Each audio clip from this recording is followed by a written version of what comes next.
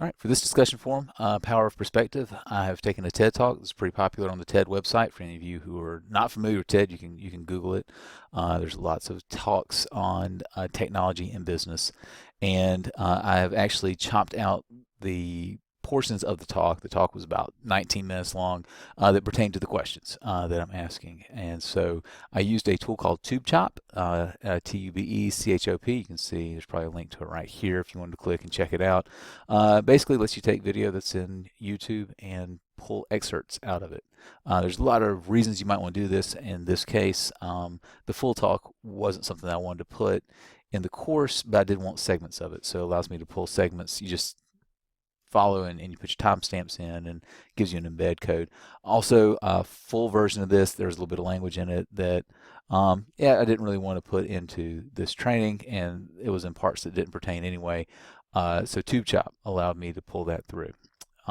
Also, while I'm setting up this form, let me just mention that with this class, each form's worth 10 points. 8 of it is from your initial post, and then you're supposed to make replies on 2 of your classmates' posts, and so 1 point each, maximum of 10 points. That part I laid out pretty well. I hadn't used this grading structure in a while, and I had forgotten one of the settings, so I'm just going to go over that real quick. So if I edit the settings of this form, and I have to expand because it's not expanded by default, I'm going to come down and I want to aggregate type. I'm going to set this to not maximum rating, which is what I had before. Maximum rating would be just what sounds like the highest rating I give is what your grade is. So if I gave you a 7 and then later I gave you a 10, it would score at a 10. Sometimes that's the right tool. I use that sometimes when I'm doing forums. In this case, I want sum of ratings, and then I'm going to, of course, set it to 10 point.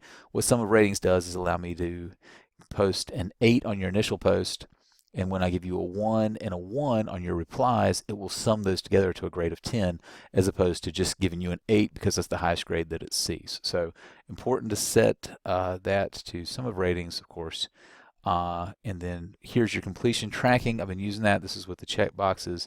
And basically for this one, I'm going to say it is complete if you create a discussion and if you make 2 replies. So I would say 2, whoops, I'm going to activate it, and now 2 replies, and save and return to course, and the checkbox should be there. Okay, the form is pretty self-explanatory, right? Oops, sorry, this is jumping around a little bit. I think sometimes when you do a screen capture like this, it can make things jump around a little bit. So Power of Perspective, I'm just going to open it up real quick, but this video covers sort of a business application of the power that people's perspective has on their reality, and how a lot of times what we focus on is the content. And so when we teach online, we focus on the content. When you're in business, you'll see here, like, based on the content you feed into the way somebody looks at a situation, has a lot to do with whether they like it, whether they don't, whether they're successful, whether they're not, whether they're empowered, or whether they feel helpless. And when we look at student success and student persistence and student completion, these are very powerful tools. Many times it's not because the content wasn't good that the student doesn't succeed. It's because it wasn't conveyed in a way that they could comprehend it, or they didn't understand where their grade came from, or they became frustrated. So in designing the classes, we are trying to design classes that mitigates a lot of that. And so the video talks about a number of different experiments that they've done, and we just want to look at some of these standards in light of those experiments and say, okay, so what is it about these standards that has some ability to help students become more successful? And I think there was a number of good comments in standard 3 about SLOs, and there was some feeling that maybe that the SLO wasn't written in a way that the student would find useful, and that we teach a lot of classes that may be true. That doesn't negate the standard. It just basically says that that SLO is not going to fulfill that standard. So it still puts the burden on the instructor. students have to understand what the objective is of the course, and they have to understand what the objective is of the lesson, and that is inherent when we teach in a seated course, but it can be absent if it's not purposely built into an online. Same thing with instructional materials here. And focusing more and more on the content when content's not the problem is the design of the course or the material to help people understand it.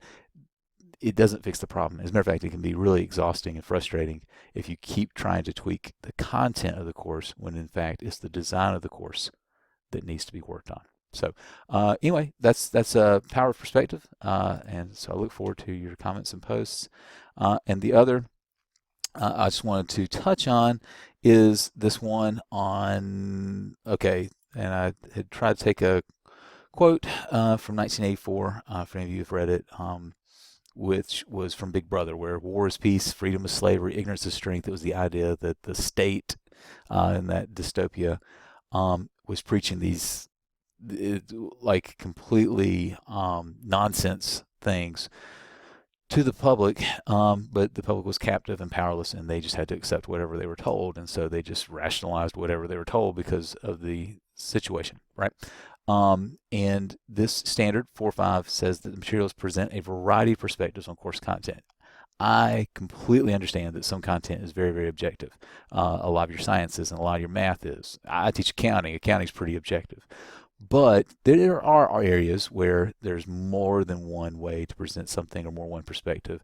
And many of our courses do have multiple perspectives. I also teach an ethics class, and I teach a law class, and I teach another, and so we teach a lot of literature classes, and we teach a lot of sociology.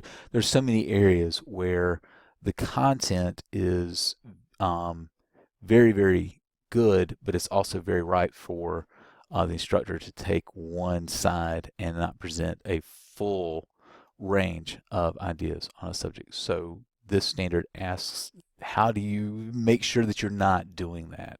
What safeguards do you put in place? What mechanisms do you use to ensure that you remove your bias as an instructor as much as possible from the content that you're presenting to the students? So anyway, I look forward to these two posts, and I hope you guys have a great weekend. We'll post again next Wednesday.